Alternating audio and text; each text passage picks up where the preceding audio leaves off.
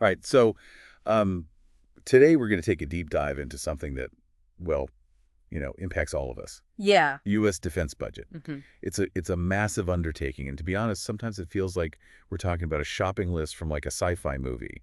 You know, Right. we've got F-35s, AI-powered drones, hypersonic missiles, like A whole shebang. all the It's wars. you.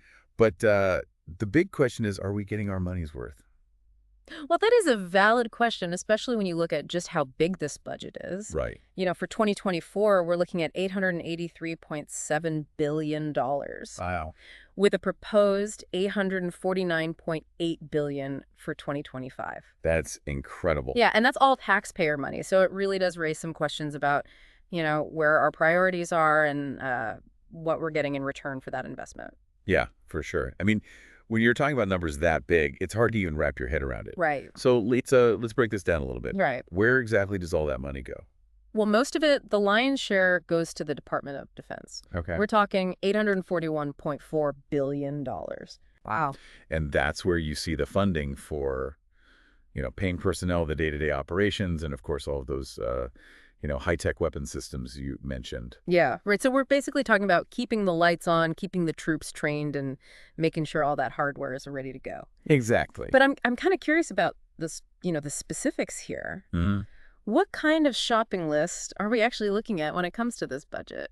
Well, it's a bit of a mix, really. You've got, maintaining the stuff that we already have, Okay. and then investing in, future capabilities. Gotcha. So we're talking about things like buying 86 F-35 aircraft. Wow. And that comes with a pretty hefty price tag, almost $10 billion. Wow. And then you've got the P-8A Poseidon, that's a maritime patrol aircraft. Right. That'll cost about $1.8 billion. Wow. And these are just, two aircraft. Exactly. And then on top of all that, you've got $30.6 billion just for munitions. It's mind-boggling. It is. That's a lot of firepower. Yeah. But I'm also hearing a lot these days about artificial intelligence playing a bigger role in defense. Oh, absolutely. So how does that fit into this whole picture? Well, AI is becoming more and more important. It's really everywhere, and the defense budget definitely reflects that. Okay. I mean, you're seeing it in command and control systems. They're getting faster and more intelligent. Right. And then you've got autonomous vehicles. Like drones and things. Yeah, drones, robots, all sorts of things that can operate on their own. Wow. And then you've got target recognition systems Wow. where AI can spot threats way faster than a human ever could. That's pretty amazing and a little bit scary at the same time. Yeah, I mean, it's Yeah. definitely cutting edge stuff. Yeah, it's like we're stepping into one of those sci-fi movies, where the machines start taking on a bigger role Right. and maybe even making life or death decisions on the battlefield. Yeah. And that's a question that's being debated a lot right now. AI has a ton of potential, but it also comes with some serious risks. Mhm. We're talking about autonomous weapon systems, the possibility of unintended consequences, and, really the whole question of what role humans should have in warfare in the future. Right. It sounds like we need a whole other deep dive just to unpack all the ethical implications. Absolutely. But for now, let's stick with this budget. Okay. Besides these big ticket items and the push for AI, what else is sort of jumping out at you? Well, there's definitely a big emphasis on modernization across all branches of the military. Mhm. For example, the budget allocates $163.4 million just for research and development of hypersonic technology. And what exactly is that? Well, it's all about developing weapons that can travel at incredibly high speeds. Like faster than the speed of sound? Oh, yeah, way faster. Wow. So we're talking about something that could completely change how wars are fought. It really could. So it's not just about having the latest gadgets. It's about preparing for, whatever comes next. Yeah, thinking ahead. What about things like cybersecurity? Right. That seems crucial these days, where, a digital attack can be just as damaging as a physical one. Oh, absolutely. In today's world, it's essential. So how is that being addressed in the budget? Well, one of the top priorities is modernizing the electromagnetic spectrum. And why is that so important? Well, that's crucial for everything from communication to sensor technology. Oh, I see. And then you've also got the Defense Information Systems Network. Okay. That's basically the backbone of the military's entire IT infrastructure. All right. And keeping that secure and up to date is absolutely paramount. So it sounds like this budget is trying to cover all the bases. Yeah. From, boots on the ground to the digital realm. Mm-hmm. But with all this spending, it's natural to ask, is it really necessary? Right. Could we maybe achieve the same level of security with a leaner, more focused approach? That is the million-dollar question. Yeah. And it's not an easy one to answer. Right. To really understand why these decisions are being made, we need to look at the global landscape. Okay. What are the threats that the U.S. is facing right now? Right. So let's talk geopolitics. Mm. What are some of the things that are driving these spending priorities? Well, China's military power is definitely a big factor. Okay. They're expanding their capabilities rapidly, and they're seen as a major strategic competitor. Right. So a lot of the focus is on countering their influence, both in their region and around the world. So it's like we're in this high-stakes chess match Kinda? where Yeah. each side is trying to anticipate the other's moves and counter them. Exactly. But it's not just about China, right? No, definitely not. I mean, the U.S. also wants to prevent attacks against itself and its allies. Right. And that means dealing with a whole range of threats.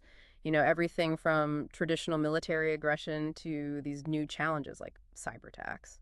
Yeah, it seems like we're living in this era of constant vigilance where you have to be ready for anything. So how does all this budget spending actually translate into, tangible action? Right. Like, how do we actually modernize our military to face all these challenges? Well, modernization is more than just buying new equipment. Okay. It's about making sure our forces are ready for any situation. Right. So, for example, the Army is investing a lot in next-generation combat vehicles. Okay. What kind of vehicles are we talking about? Well, one example is the optionally manned fighting vehicle. Optionally manned. Yeah. What does that mean? It means they can operate with or without a human crew. Wow. So these are like some next level stuff. They are. It's a glimpse into the future of ground warfare, where autonomy and human control are kind of blended together. Wow. And along with these, advanced vehicles, there's a big emphasis on long-range precision fires, Oh, which wow. lets us hit targets very accurately from incredibly far away. Wow, that sounds like a game changer. It could be, yeah. So we're not just talking about brute force anymore. No, not at all. It's about being smarter and more strategic in how we approach warfare. Right. And the Air Force is also doing something similar, I guess. They are, yeah. They're putting a lot of money into unmanned aircraft systems. Like drones. Exactly. Things like the MQ-4 Triton. What's that? It's a high-altitude drone that's meant for surveillance and reconnaissance, Okay. so it can provide a constant presence without putting pilots at risk. Right. It seems like drones are becoming more and more important in warfare these days. Yeah, they are. I mean, they offer a unique set of capabilities. Like what? Well, for one thing, they can stay in the air for much longer than manned aircraft. Right. They're also relatively cheap to operate, Okay. and you can send them into situations that would be way too dangerous for a human pilot. Makes sense. I guess it's all about maximizing efficiency and minimizing risk Exactly. while still maintaining that strategic advantage. That's the goal. But as we, integrate all this advanced technology, what about the human side of things? Like, are we making sure our troops are properly trained and equipped to use all this stuff effectively? Oh, that's absolutely critical. Right.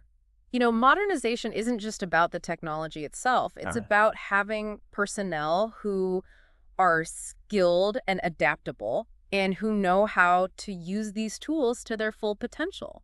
So it's this complex balancing act, between technology and the human element. Yeah, it is. But ultimately, how do we know if all this spending is actually working? Right. I mean, how do we measure whether these investments are actually paying off when it comes to national security? Well, that's a tough question. Yeah. There's no easy answer. I mean, Right. national security is all about preventing threats and protecting the country's interests, Mm-hmm. which are things that are hard to quantify. Yeah, it's like trying to measure something that didn't happen. Exactly. But we can look at things like military readiness, how prepared are our forces, Okay. the state of our equipment, is it up to date and well maintained, and how effective are our training programs? So basically, we're trying to make sure that our forces are ready for anything. Yeah, no matter what comes up. But we also have to consider things like intelligence gathering, Right.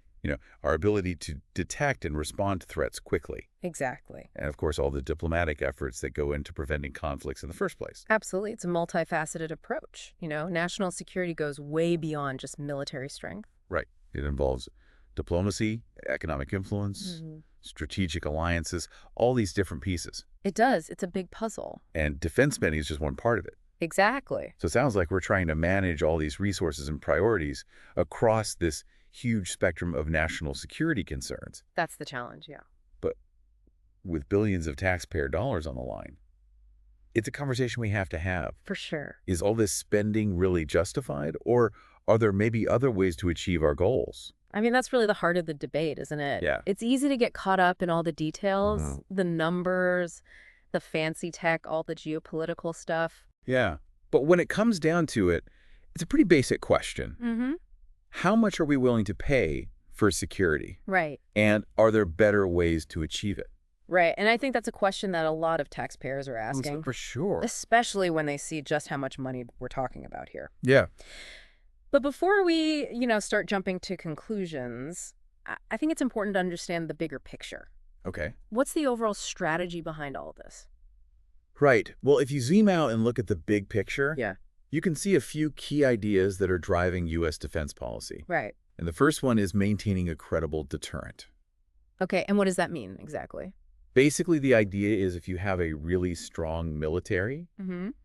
one that can project power around the world, Right. then other countries will think twice before messing with you. Right. So it's like that old saying, peace through strength. Exactly. The idea that a strong military can actually prevent conflict. Yeah, and that's been a major part of U.S. foreign policy for a long time. Makes sense. But deterrence is not just about having a big, powerful military. Right. It's also about being able to use that power, globally. Exactly. The U.S. has military bases all over the world, Yeah. and that lets us respond to crises quickly wherever they pop up. Right, so it's not just about protecting the homeland. Yeah. It's about being able to project power anywhere. Yeah, and that ties into another key part of the strategy, which is strong alliances. Okay, so we're talking about things like NATO, Exactly. where countries work together to share the responsibility for security. Mm-hmm. Alliances are really important. They act as a force multiplier.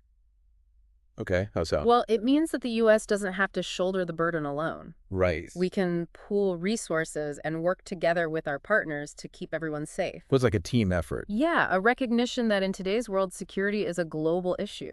Right, we can't just go it alone. Exactly. You also mentioned something about shaping the international environment. Hmm. What did you mean by that? Well, this goes beyond just reacting to threats. Okay. It's about using all the tools we have, including military strength, Right. to promote things like democracy and human rights. So it's about promoting our values. Yeah, and trying to create a more stable and peaceful world. But that's a pretty ambitious goal. It is, and there's a lot of debate about whether the U.S. is actually succeeding at it. Right. It's a complex issue for sure. It is. But I think it's really important for people to understand these broader goals. Mm-hmm. When we're talking about something as big as the defense budget. Absolutely. It's easy to get lost in the details, Yeah. but we need to remember the big picture. Right. So let's bring it back to the individual listener. Okay. What does all of this actually mean for them?